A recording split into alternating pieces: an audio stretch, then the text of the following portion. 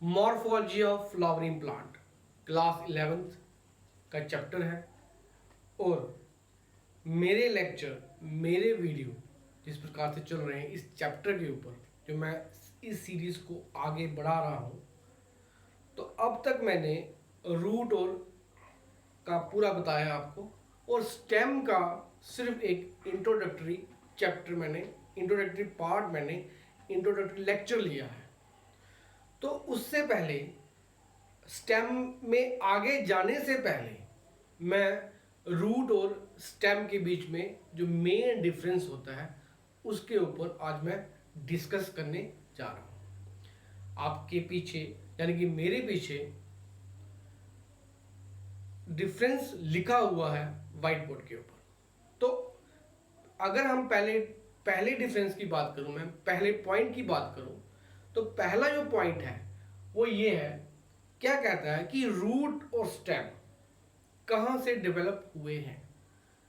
Root जो develop हुआ है वो कौन से एम्ब्रियो के कौन से हिस्से से डेवलप हुआ है, और जो स्टेम है वो एम्ब्रियो के कौन से हिस्से से डेवलप हुआ है। एक सीड का एक पार्ट देखा होगा आपने, मैंने आपको बड़े सारे लेक्चर्स में मोनोकॉट और डाइकॉट सीड की बात की है।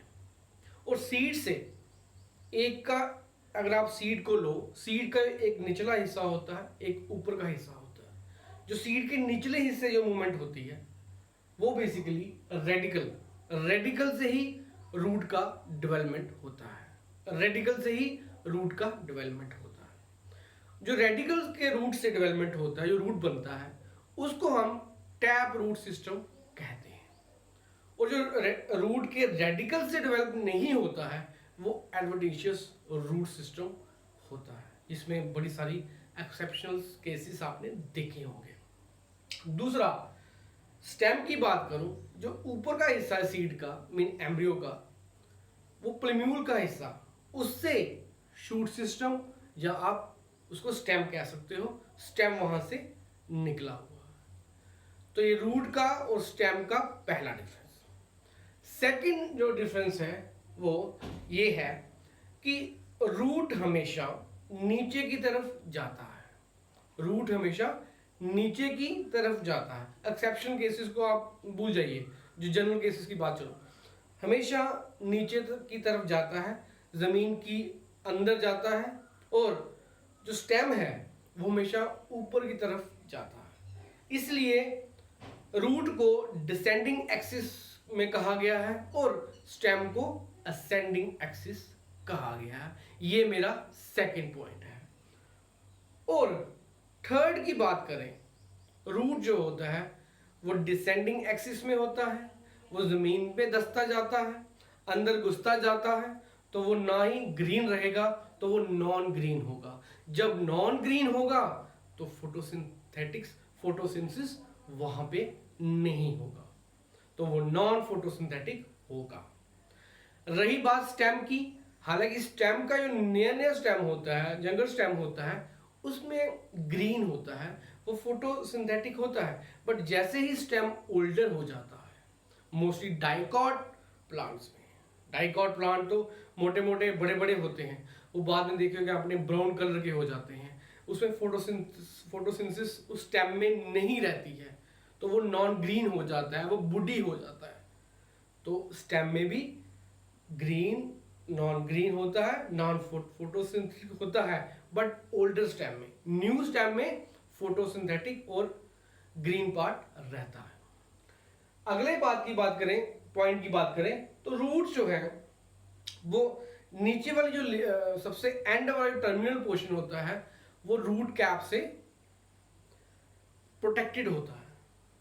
रूट कैप से प्रोटेक्टेड होता है। अगर मेरा लेक्चर देखो तो वहां आप ये पाओगे कि जो फ्लोटिंग रूट्स होते हैं, जो फ्लोटिंग प्लांट्स होते हैं, उसमें जो रूट्स कैप नहीं होती है, उसमें रूट पॉकेट्स होते हैं। In the same way stem में कोई भी स्टेम कैप नहीं होती है। ये इस रूट और स्टेम का डिफरेंस के पॉइंट है। पांचवें पॉइंट की मैं बात करूं, रूट में ना ही नोड्स मिलेंगे और ना ही इंटर नोड्स मिलेंगे। मैंने अपने लेक्चर में बड़ी बार ये डिस्कस किया है, आपने स्टेम को और रूट को कैसे आइडेंटिफाई करना है। मॉडिफिकेशन है उसको छोड़ दीजिए, आपने रूट और स्टेम को कैसे आइडेंटिफाई करना है। रूट में ना ही नोड्स मिलेंगे और ना ही इंटर नोड्स मिलेंगे। स्टेम में आपको नोड्स भी मिलेंगे और इंटर नोड्स भी मिलेंगे। नोड से ही लीफ निकलता है, नोड से ही एक्सिलरी वर्ड निकलता है, नोड से ही थॉर्न निकलता है और नोड से ही ब्रांचेस निकलती हैं। इंटरनोड में कुछ भी नहीं होता है। तो रूट में नोड्स और इंटरनोड्स नहीं होते हैं, स्टेम में नोड्स और इंटरनोड्स पाए जाते हैं। उसी तरह से एग्जांपल देता हूं आपको, पोटैटो की बात करते हैं। पोटैटो जमीन के अंदर होता है, वो स्टेम होता है, वो मॉडिफाइड स्टेम है, बट उसको हम कैसे आइडेंटिफाई करते हैं, क्योंकि उसमें नोड्स और इंटरनोड्स होते हैं। तो लास्ट पॉइंट, रूट की बात करें तो नेगेटिवली अगर नीचे गुजरा है तो वो लाइट से दूर जा रहा है, तो नेगेटिवली फोटोट्रॉपिक, वो लाइट से दूर जा रहा है, लाइट से नेगेटिव वे में जा रहा है। जियोट्रॉपिक ग्रेविटी की तरफ जा रहा है, positively geotropic, and positively hydrotropic, पानी की तरफ जा रहा है। और in the same way stem में ऊपर अगर असेंडिंग एक्सिस है तो पॉजिटिवली फोटोट्रॉपिक और नेगेटिवली जियोट्रॉपिक।